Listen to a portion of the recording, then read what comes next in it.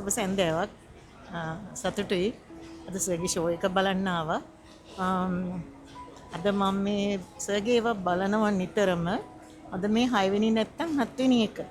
ඉතින් ඊයේ දවසයි වෙන එකයි වෙනස් වෙලා තිබ්බා. ඒ වුණත් ඉතින් අද වෙනකන් අපි ඉවසගෙන හිටියා. ගොඩක් ආසයි බලන්න. සර්ගේ සින්දු වලට මං හුඟ කල් ඉඳලා මං සර්ගේ රසිකයෙක්. ඉතින් ස්තුතියි අපිට මේ වගේ අවස්ථාවක් ලබා දුන්නට ඔයාලට.